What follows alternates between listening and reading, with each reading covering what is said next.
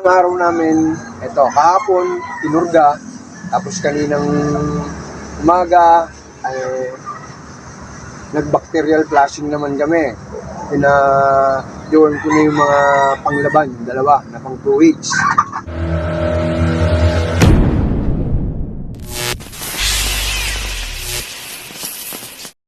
Hello, magandang hapon mga idol, mga kanokis, mga parikoy.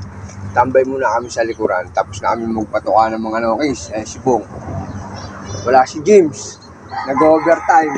2 araw hindi pumasok eh. Birthday ni James nung isang araw. Kaya Lunes, Martes, hindi siya pumasok sa trabaho niya. Nagsabong nung Lunes, nung Martes, birthday. Mas nag-derby kami. Kasamang palad, talo sa Travessia. Ganun talaga. Babawi sa susunod. Malamang hindi na kami magsabong nito ng Travessia kasi ito na yung unang araw nung pagkukondisyon namin ng manok. Napatuka na namin silang lahat ng alaga namin napatuka na.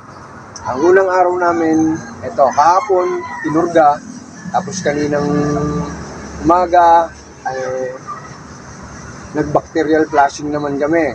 Pina-join ko na yung mga panglaban, yung dalawa, na pang 2 weeks. Ngayong hapon, ito, ang gagamitin naman namin, tinuturukan ko siya ng Complexor 3000. Tig 0.5, yung dalawang bawat isa, tig 0.5. Ito yung unang araw ng conditioning namin para sa 2 weeks. Yan yung preparation. Tapos, bukas, abangan nyo ulit kung ano yung isusunod kong gamot. Hanggang 14 days to. Yung sa mga gustong i-try, gamitin yung mga supplement na binibigay ko sa mga alaga namin. Subaybayan yung video. Kung gusto nyo lang naman. Kung hindi nyo naman type, wala namang problema. Pwede naman yung hindi panoorin.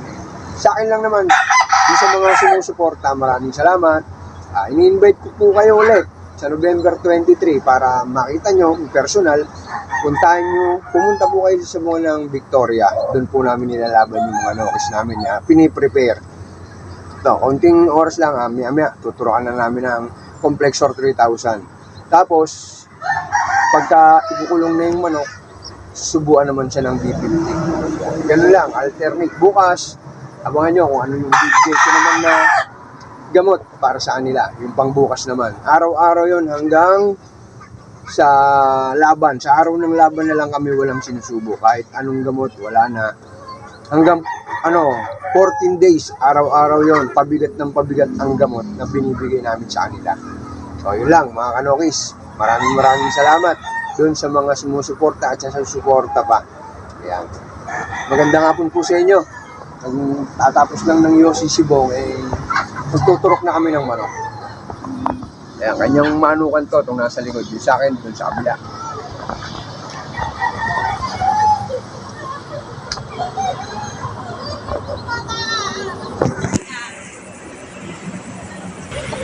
So, yun lang. Magandang hapon. Bye-bye. Hanggang bukas. Baka nyo po kung ano yung mga ginagamit namin na gamot dito sa OBJ. Bye-bye.